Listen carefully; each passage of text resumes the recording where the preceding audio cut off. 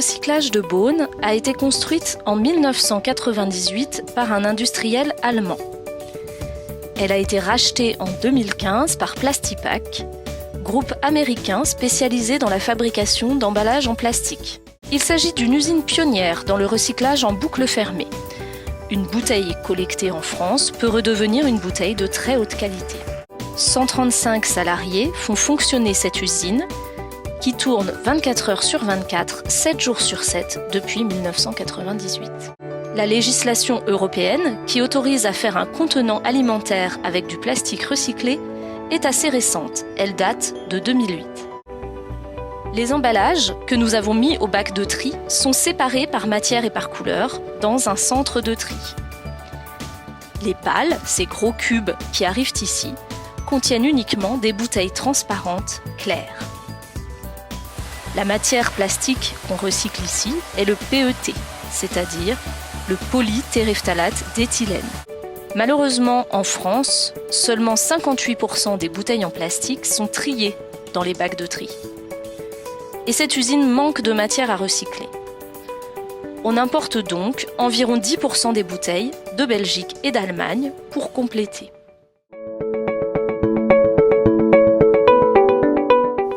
Les balles qui viennent des centres de tri contiennent entre 5 et 10% d'indésirables, des canettes, des bouteilles colorées, qu'il va falloir détecter et retirer. En entrant dans l'atelier lavage, on commence par un pré-lavage. Les bouteilles sont humidifiées et griffées pour retirer les étiquettes.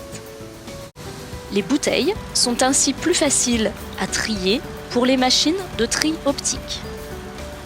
Celles-ci lisent la couleur de l'objet grâce à un rayon lumineux infrarouge et éjectent les bouteilles trop foncées. Les bouteilles sont ensuite broyées en petits morceaux de moins de 2 cm, appelés les paillettes. Elles passent dans une machine à laver avec de l'eau à 80 degrés et du détergent pour éliminer la colle et les résidus de boisson.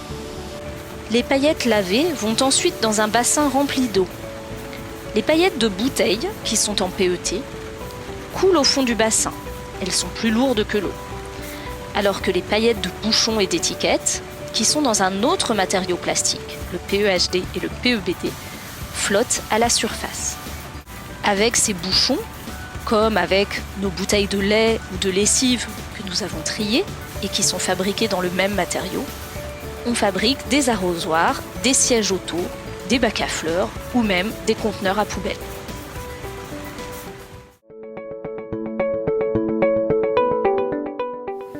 Les paillettes, en provenance de l'atelier lavage, arrivent dans l'atelier d'extrusion. Après ces 10 étapes de tri, on fait fondre les paillettes à 285 degrés dans une vis sans fin.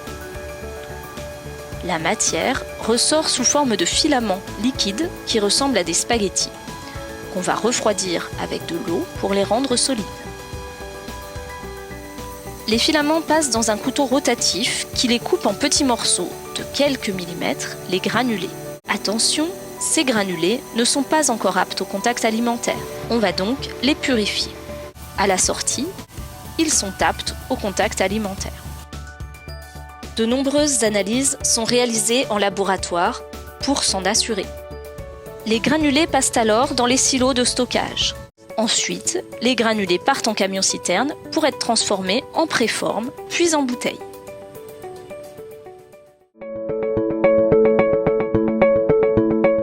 Les granulés recyclés sont tout d'abord mélangés avec des granulés de plastique vierge, c'est-à-dire fabriqués à partir de pétrole.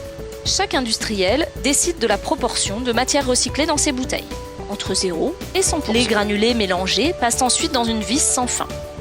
Ils sont chauffés jusqu'au point de fusion à 260 degrés et se transforment en une pâte liquide. Cette pâte est ensuite injectée dans un moule à préforme. Un moule contient généralement entre 50 et 150 préformes. Un robot déplace ensuite les préformes pour les refroidir et les éjecter. Les préformes sont ensuite transportées vers le site de soufflage des bouteilles, souvent directement dans l'usine d'embouteillage. Les préformes qui arrivent sont chauffées grâce à des lampes puis introduite dans le moule qui donnera sa forme finale à la bouteille. Une tige métallique est introduite dans la préforme pour l'étirer, puis un souffle d'air comprimé étire le plastique jusqu'à épouser la forme du moule. On obtient ainsi une nouvelle bouteille. La vitesse industrielle de soufflage peut aller de 10 000 à 60 000 bouteilles par heure. C'est ce qui permet de dire qu'on fait ici du recyclage de la bouteille à la bouteille.